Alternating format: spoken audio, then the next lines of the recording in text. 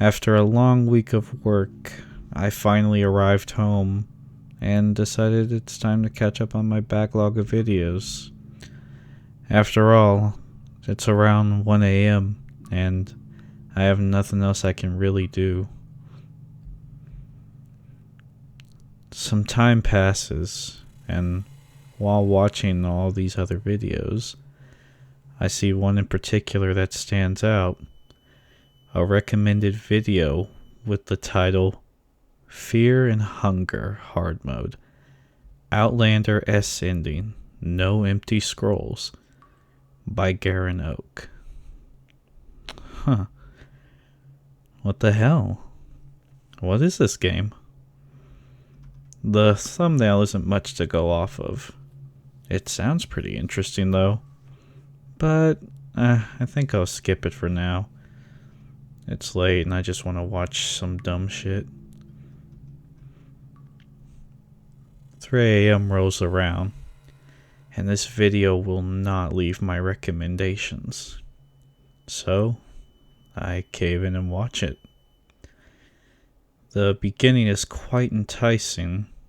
It seems to be a dark fantasy setting, and the ambience is quite effective, especially in the first few moments. I'm hooked. Just a bit. After seeing him speed through a few choices, we load into the game. RPG Maker. I mean, it looks quite nice. It's got the ambience and atmosphere. I hear the dog start barking in the background whilst he's searching for supplies. The barking only gets louder and louder. It climaxes once he enters the dungeon. I'm already quite impressed by this audio work. I haven't been this unnerved with audio design in a while. So, I decided to start watching it more and more. Shortly after entering the dungeons, I see a few enemies. One appears to be a dead, rotting zombie, and another, a malformed guard. He seems to be sneaking past a lot of these enemies. I wonder why. And as soon as he starts going away, you can see this guard's third leg just out there, like, man.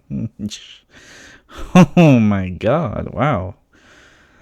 Sorry for breaking immersion, but that's kind of how I felt after seeing that. I was a bit concerned that this wasn't really a horror game, but more of a interesting H game, to put it lightly, just with a rather impressive attention to detail and atmosphere.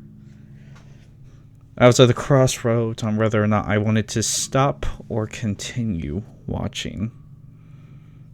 But the game did captivate me.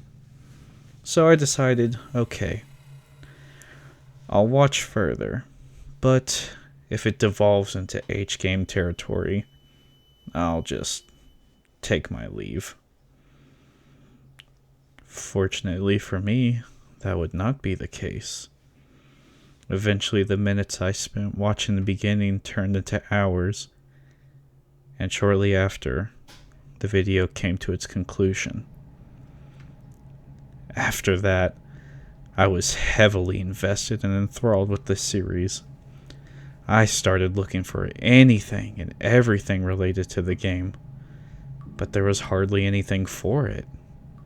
No guides, no tutorials, no nothing. How could such an interesting game have no coverage? Nice, day by day, lots of its secrets have been founded or broken apart. And Pyrocynical's gonna make a fucking video on it, and if I don't cover this now, I'll never be able to chase the clout that comes with it. Please, I need the fucking clown. Yeah, sorry. But in all seriousness, while this game is still underground, ish. I don't even know if we can call it that anymore. I want to share my love of this game with everyone. I'll try my best not to spoil the game, and I think it's best enjoyed if you don't know much. I was a little too timid to play the game, so I just stuck to watching everything. But if you are someone who can handle this, I would gladly recommend you all watch it on your own.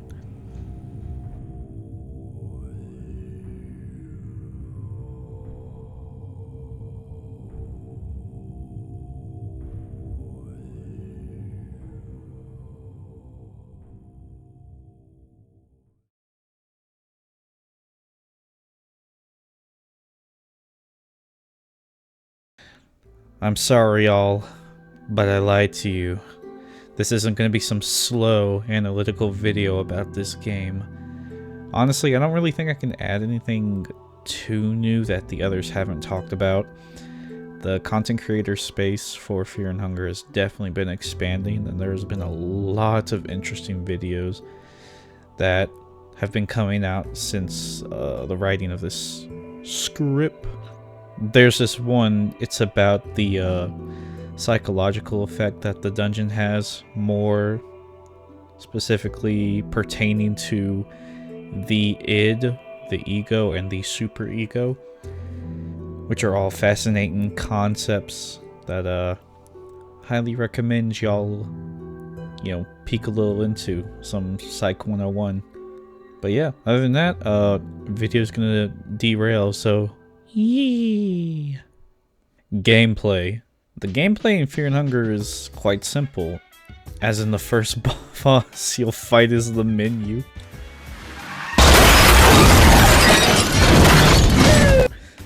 Most normal games put normal in the middlemost slot. I mean, pretty common thing to do. However, Fear and Hunger says, no, we're gonna put it where easy is. Now, it should be noted that Fear and Hunger doesn't have an easy mode. More of a, this is the intended difficulty experience. Normal with a slight amount of CBT. Long story short, pick Fear and Hunger difficulty if you're playing the game for the first time. You might think you can play this game just by videos alone, and I will confirm to you that no, you can't. I mean, I watched over like fucking 6 months worth of content before even touching the game on Fear and Hunger, and you know what? I got my ass beat. I got booty blasted by the guards. People tout this as the most cruel, the most punishing, the most ball-bustingly difficult game. Almost like trying to play Dark Souls 2 and have fun. Boring, wasting my time doing the same repetitive bullshit. That joke was too easy. What do you mean that joke was too easy and free? Okay, fine. I'll make a better joke. Let's see. Okay. Guys, it's like trying to play Sonic Blast on the Game Gear. What'd you think I was going to say? Fucking Dark Souls? You think I was going to say Dark Souls? It's as hard as Dark Souls. Everyone's fucking heard that mantra. Have y'all even played Sonic Blast on the Game Gear? That shit was AIDS. Like, actually AIDS. Go play a real...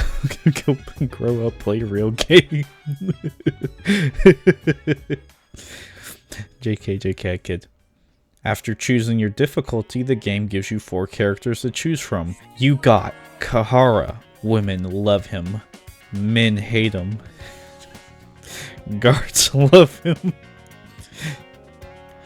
Your standard mercenary rogue class setup. However, I use the term rogue loosely. Not as in like blood killer, fucking rogue stealth in the night energy. More like I'm just kind of gonna do my own thing. Honestly, I should probably just use the term mercenary more. Money's tight, but you've been offered one job that should be the final job you'll ever have to do. All you have to do is just enter this sketchy as hell dungeon that no one's returned out of, and not even the royal guards want to enter. But hey, it's okay. You know, it'll be the last ever job you do. Clearly, this sounds too good to be true. However, did you know that 90% of gambling addicts quit before they hit it big? You, being the true-hearted gambler you are, decide to rush the dungeons of fear and hunger for the chance of a better life. Darce. Listen, okay? I know the obvious thing here to do is compare to Casca, and, you know, I don't blame you for thinking that or even want to do that. But, you know, I kind of want to spice things up, so here's another character that you can compare them to. They're literally the same person.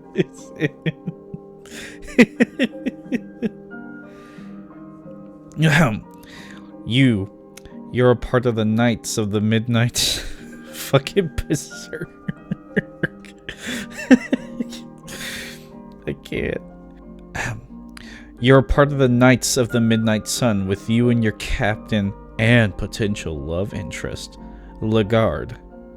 He was imprisoned in the dungeons of fear and hunger for becoming too prominent and watching those TikTok lives where people will round up shit to like nearly 100 but will keep you edged on 99 until someone eventually donates like minus 1 million, and now you gotta start all over again.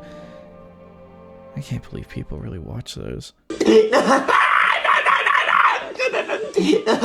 Lagarde was imprisoned in the dungeons of fear and hunger. You were gonna save him regardless of what happens to you. With very little surprise and no backup plans, you make a beeline straight to the dungeon to see if you can save him. Oh boy, I sure love Berserk. I hope. So this whole game really is just, hey, can I copy your homework? Yeah, but change something to make it not as obvious. But goddamn, do I love this game. End key. You know, I have no fucking idea why people try to draw Enki as if he's some sort of, like, twink. This dude is a fucking decrepit, frail, old, fucking lunatic cultist who was willing to, gamer his sister and revive her with necromancy and commit self-sacrifice because he had thought he had achieved the pinnacle of human life. And after doing all that effort, he has a vision of these mysterious, he has a fucking vision, okay? He has a fucking vision, alright? So he decides to go and enter the dungeon of fear and hunger. Raggy? Ragnvalder, Raggy Roo. Dude, I fucking love this dude. And it's literally because of this photo. Like, can you imagine being... This dude has his whole family dead. Tribe dead. Priceless artifact stolen. Like, he only truly experienced 1% of pain that Destiny 2 players face on a daily basis. Can you imagine the fucking bloodlust you would have seeing your family die, seeing your tribe die, and this priceless artifact stolen, and this is what you fucking look like officially. After learning about all the things that Lagarde did to your tribe, Ragnvalder rushes straight to the dungeons of fear and hunger to execute Lagarde. After you pick a character, you get to go through their tragic backstory and begin the journey of suffering. Now, you could be like me and never played an RPG Maker game before, so use the arrow keys to move, use Z or Z if you're weird to interact, and use X to open the menu or exit stuff. You're such a good RPG Maker player. Anyway, you're scared and hungry. Great motivators to do basically anything worthwhile. Now, being the little gremlin that you are, go and enter that dungeon. You see that enemy? Yeah. Go beat his ass. I mean, it's an RPG Maker game after all. You know, he'll die in like 1 or 2 hits.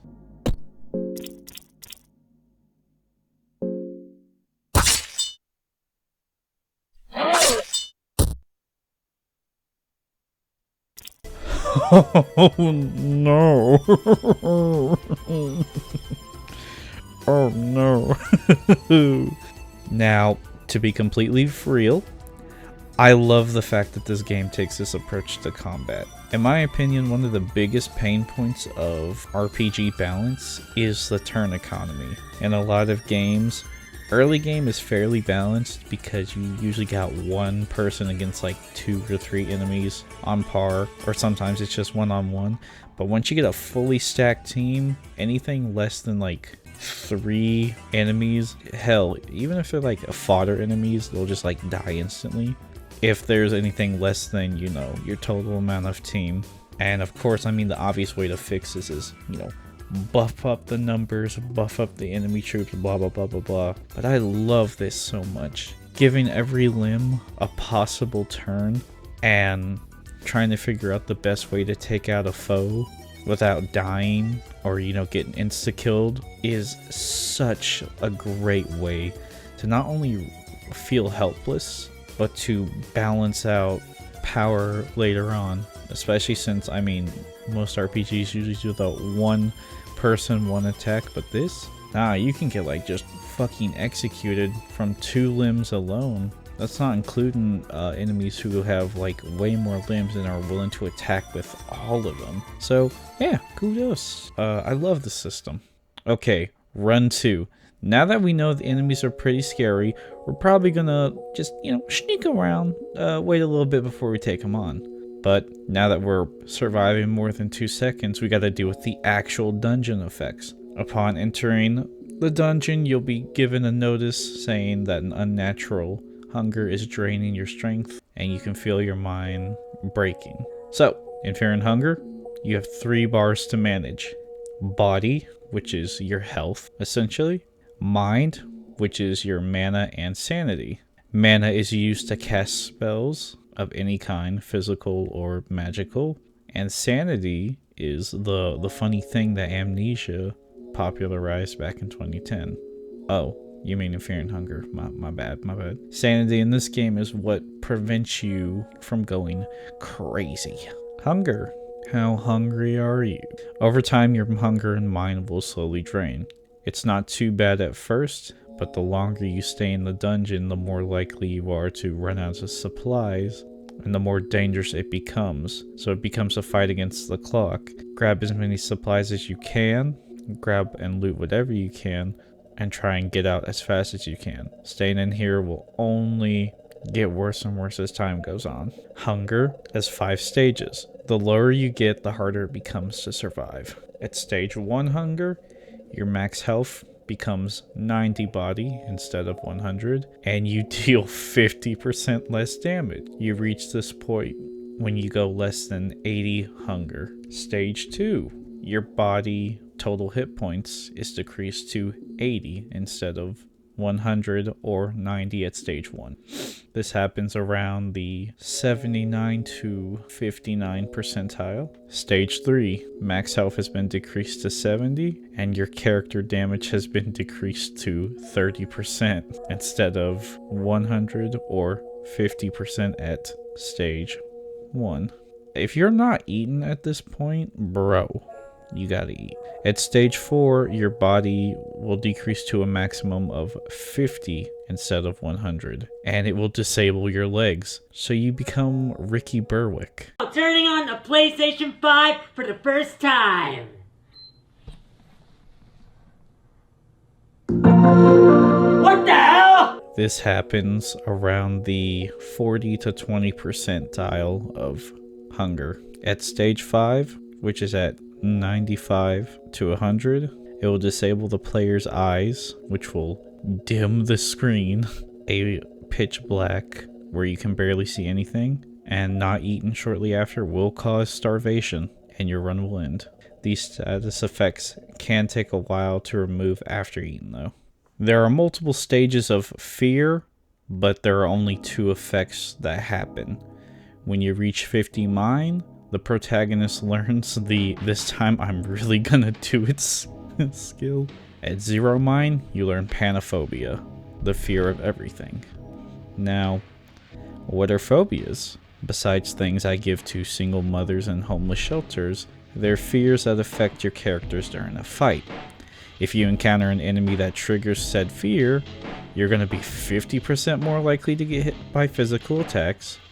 You're going to be more likely to not evade said physical attacks, and you take more damage from physical attacks as well. I'm pretty sure you can't even run from fights if you encounter a being with this fear, unless you have like escape plan. So with all that said, like, how the hell do you even survive in this place? Well, I'm glad you came to the right person. I'll give you some basic tips to push you forward. Number 1, any crate you see, grab it, loot it, search it. Even if you have to do it multiple times, just search every crate, barrel, thing possible.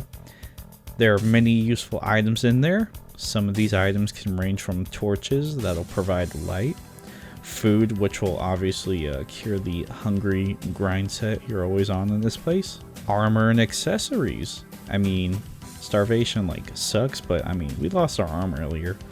Let's prevent that. You have colored vials that have a wide range of effects. Use wisely. Yeah, basically, there is no reason you shouldn't be looting for items, you know? Become the kleptomaniac you've always dreamed of being in Skyrim. But actually use the items, please. On your traversal, you might come across the funny nail. Avoid the nails.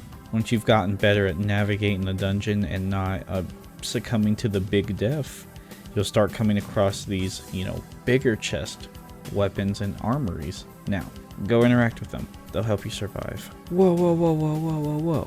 Wait, what the fuck? Hello, my friends. Meet the Coin of Fate. I don't think that's its official name, but that's what I'm calling it. You're gonna be seeing this sucker a lot in game. All you have to do is call heads or tails. How much have you ever lost in a coin flip? Squid Game. God, I'm so fucking funny. I'm not. Depending on what you're interacting with will depends on what happens after you call the shot. If you see a chest and you successfully call it, Oh! Ew! Dude! What the fuck? you'll get a better item. But if you fail, you might be lucky and get dirt. Oh boy, look, it's a chest. Hey, I got a soul stone. Oh boy, look, it's another chest and it's dirt. Bookshelves. If you successfully call a bookshelf, you'll get a book.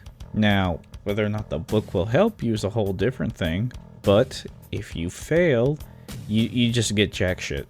Congratulations. Now, if you fail a coin toss against an enemy, something funny and epic will happen. This is a cruel and daunting mechanic, but fortunately there is one thing to help you out with these coin flips, and those are lucky coins. Found hidden around the world with a shining glimmer. Holding shift while activating the heads or tails command will flip 2 coins instead of 1, which increases your odds of success from about, you know, a 50-50 coin flip to about 75-25.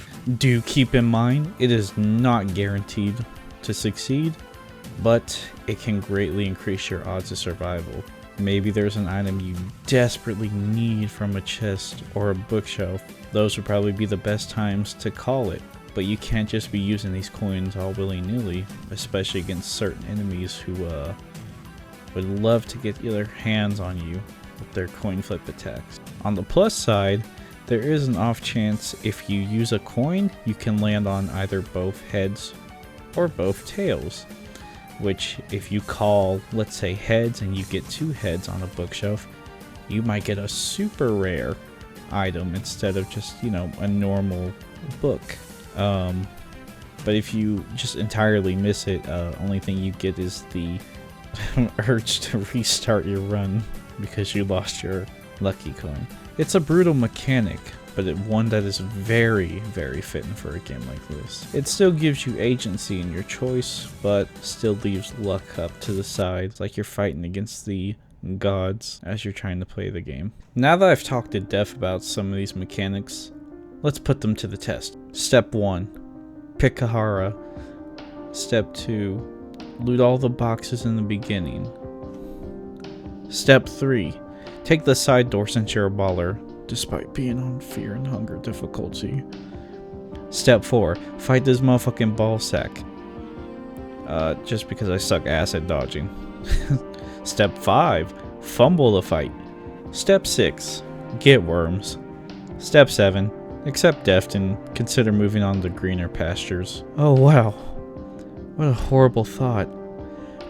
I recognize being human, I may have these dark thoughts pop up, but being a human is having the strength not to act on those urges. Step 8, survive. Step 9, prepare for death again. Step 6, get good loot, making you actually want to continue this run. Step 11, step on a nail and break down. Just because the game was new and it was starting to get more and more exposure.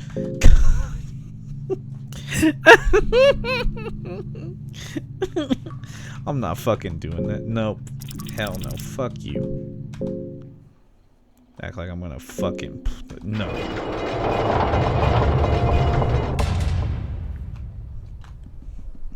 Yeah, I had a green herb. But I've dealt with this fucking worm for so long. Step 12.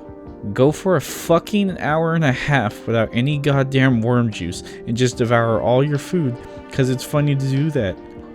Worms double the starvation rate. You get like 22 minutes before your character fully starves. No, I had to eat all the goddamn time like I'm a fucking mukbang YouTuber. I'm just gorging this shit like I'm Nikocado avocado just because I have fucking worms. I hate it. I hate it here. Oh my god. Oh my god, yes! Yes! Yes! Oh my god! I can play the game normally now. Oh my god. Oh my god. Oh my god. Lord have mercy. I can play the game normally now. I gotta save. 13. Just win. It is that easy. Now, I understand, not everyone can recreate the methods that I just gave you, but, Lamau, just play the game. Fuck, man. It's meant to be hard. You're not gonna get shit right the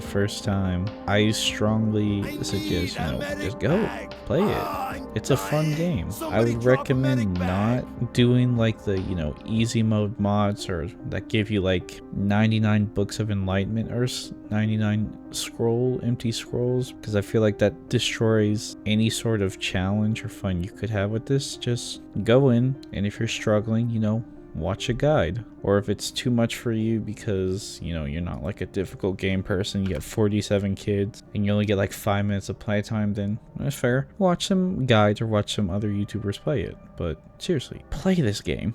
It's so fucking awesome. Especially blind. Audio and atmosphere.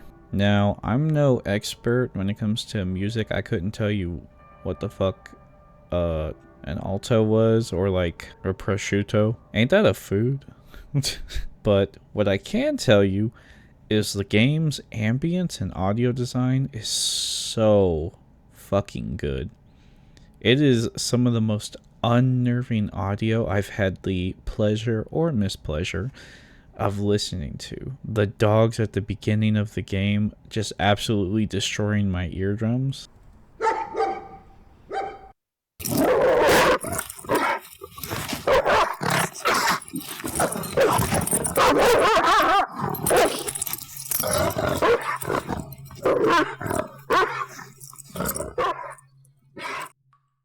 Crow Mauler's scary theme upon entering rooms.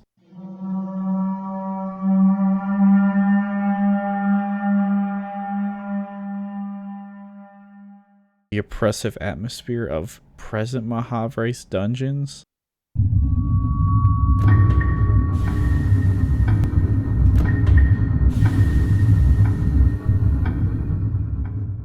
The Gauntlet? Oh my god.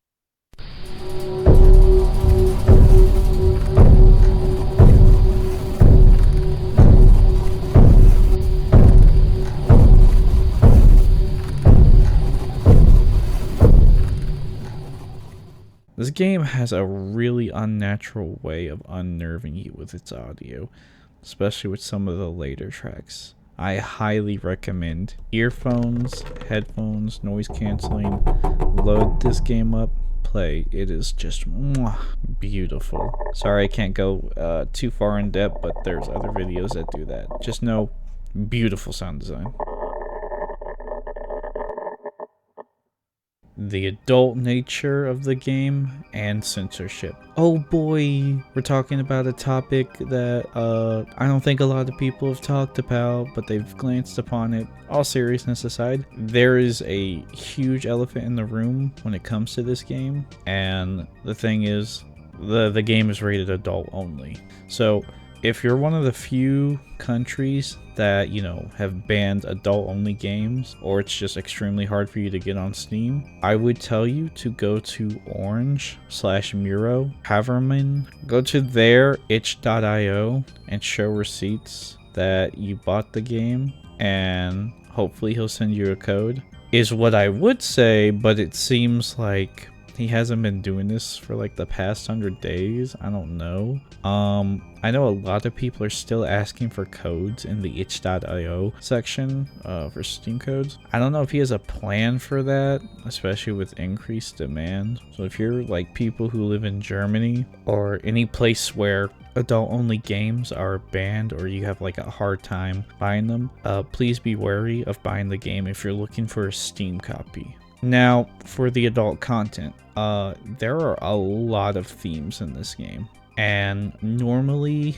a lot of games, you know, like rated M games are like, yeah, we got the sexual violence, the mild suggestive themes, you know, the alcohols. And it's like, okay, yeah, you know, a big whoop, whatever. They usually don't do stuff with it. Not Fear and Hunger. There is a lot of fucked up shit in this game. And it is very much integral to the world building and the horror. So again, that warning section in the beginning, take it very seriously. If you cannot handle this sort of stuff where it's very triggering, then I strongly recommend that you do not play this game at all, or even, you know, look into it. It uses this stuff very effectively. I love it because, again, the world building that it does, you know, contribute to is quite nice.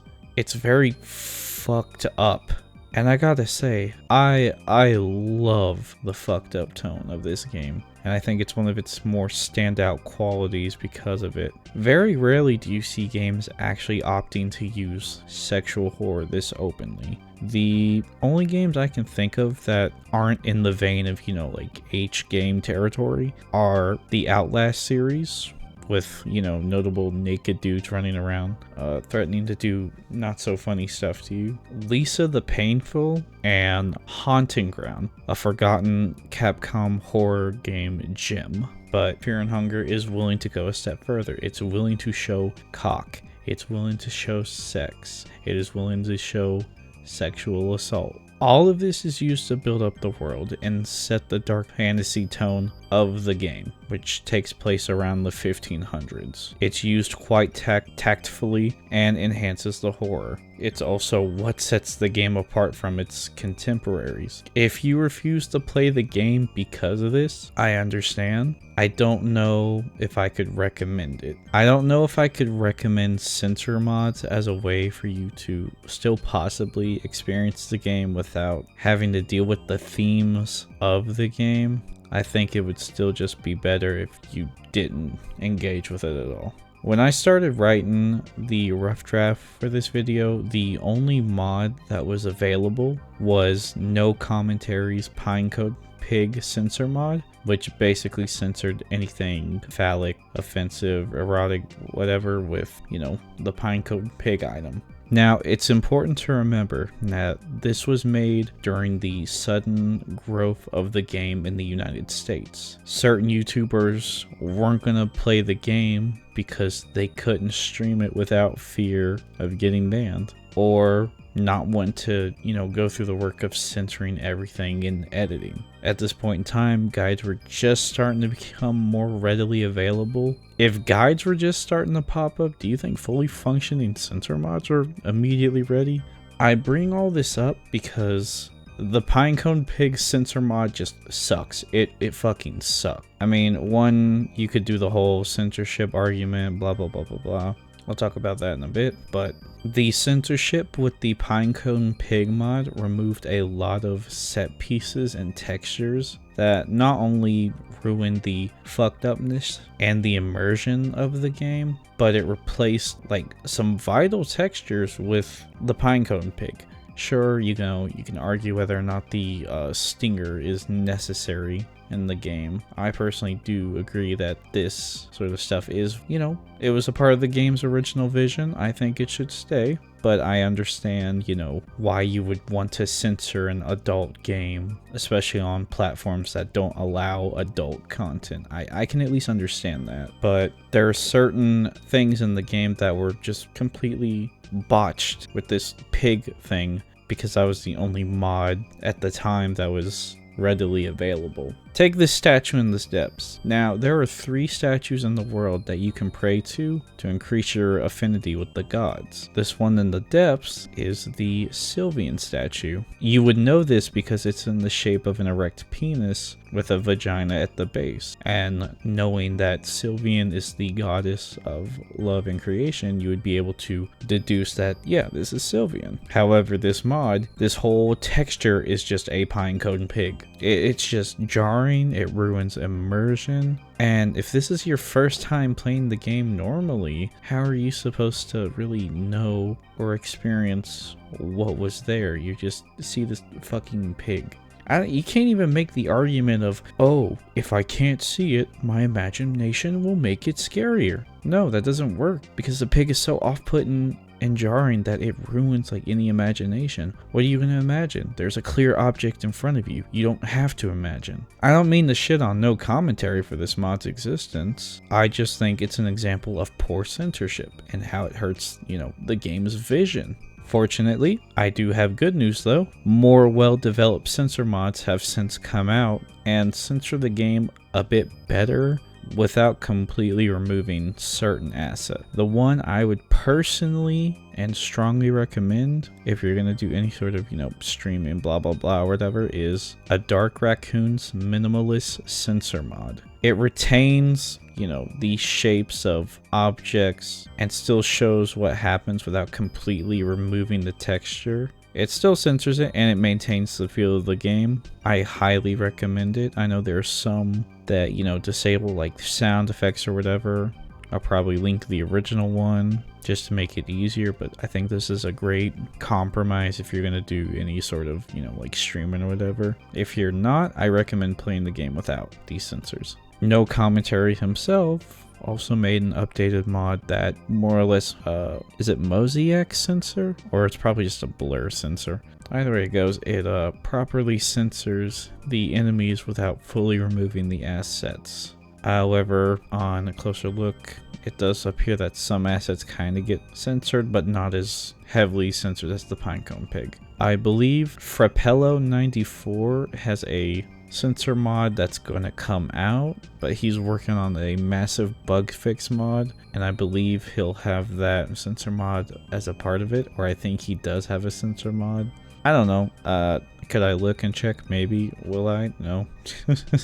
Again, I don't like censorship as much as the next guy, but if you wanted to get these to play, you know, or stream on platforms, then I understand. It sucks. I really wish the game could be shown in its full fucked upness, but hey, it's better we do this than I guess not do it at all.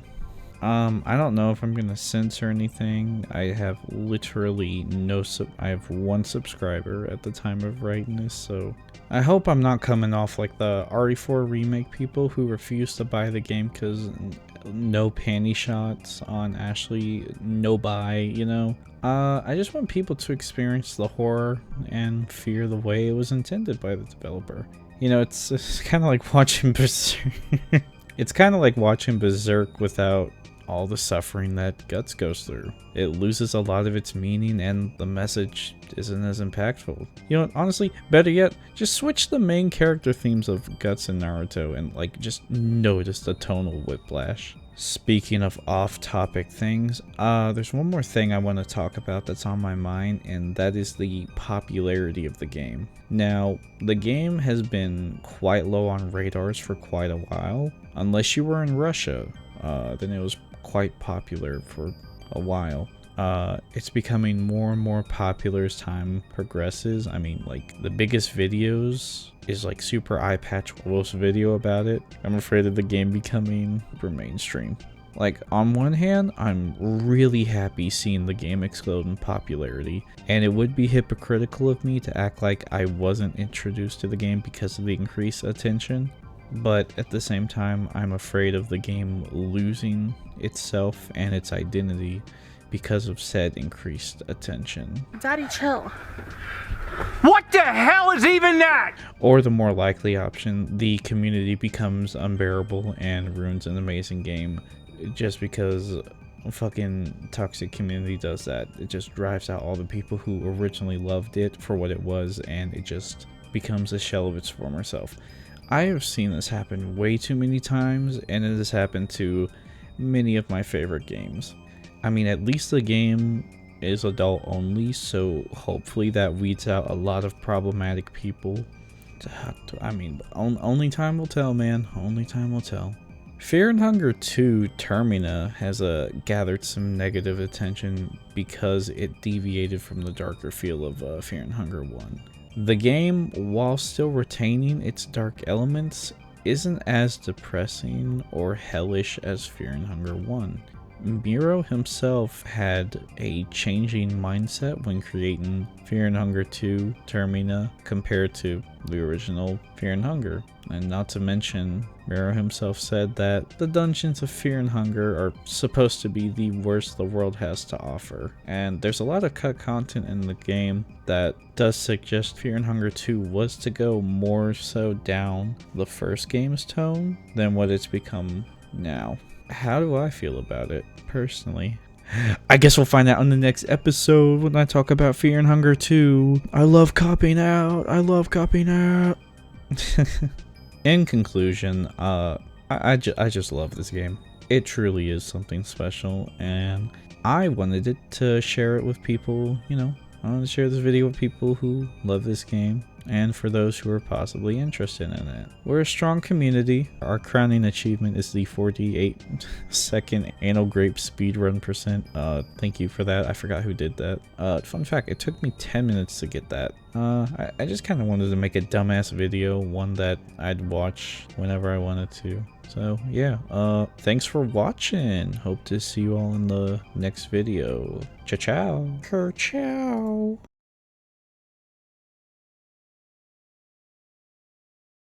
Anyway, you think I just fucking leave off on that note? No. Gotta shout out a few other YouTubers who mostly got me into this thingy. Number 1, no commentary. I'm sorry, bro, for talking shit about the mod. Please. No, in all seriousness, this was one of the main channels that got me into Fear and Hunger. So, go check his shit out. Has a bunch of what if scenarios, or what happens at X or Y, or how does party member X talk to party member Y. You know, shit like that. Go check him out. I will leave links in the description. Number 2. Motherfucking Frappello94.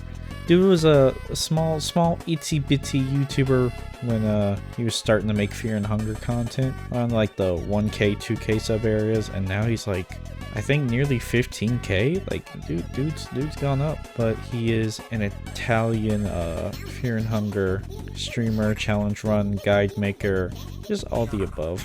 But he also has other RPGs in his backlog that you can check. One in particular is Black Souls. So yeah, go check out his shit. With love. I don't know Italian, so pasta. I can't speak for their quality as a whole, but the Worm Girl story analysis video is very good for Fear and Hunger, and Fear and Hunger 2's story analysis is shaping up to be the exact same. So I recommend checking out Worm Girl for that. All Bones Jones. I can't do his accent or his trills, but please go watch his videos. They are quite informative. I can't do the fucking trill. I can't fucking trill. A dark raccoon was mentioned earlier when I was talking about his censor mod. I would strongly recommend checking out his other content as well. He has challenge mode videos, his Shining Crown achievement, the Levi gun only EXE video. Dude's done a lot of stuff. He's cool. Go check him out. Go. I said go check him out. Why are you still here, huh? Mothdoog. God, I hope I pronounced your name right.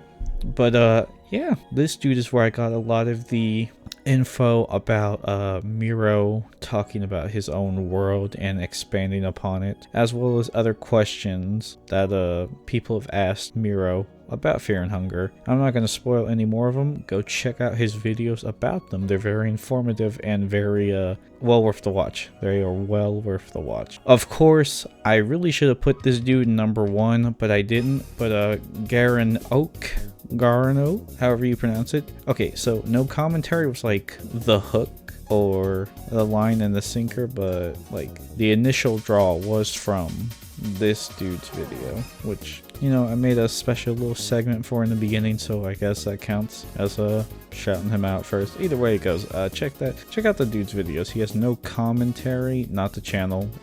He just does not talk during these, but they are great runs. And he recently uploaded another run attempt during the making of this video, so seriously, go check that shit out. And last but not least, I'm shouting out myself because I fucking made this. It has been a bitch to edit. God, I didn't know how much there was into editing. Well, with all that said, I think that's about everybody who I want to shout out. Of course, I can't get to everybody.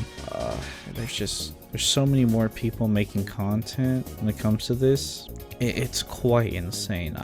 I'm really happy with it. But yeah, do hope you all will join me for Fear and Hunger 2, and you know, hopefully anything beyond that. Because yeah, man, I don't know what I could bring as just a Fear and Hunger channel. I don't really got anything else. I mean, I could play the games on, you know, like Terror and Starvation, hard mode, S runs, blah blah blah. I could do that, but like after that, you know, after that, I don't know. Fucking tell me in the comments what y'all want to see, or just say stuff, interact, smash that motherfucking like button. Did y'all know that 0% of y'all are subscribed? All right, I'm out. I'm done. Bye bye.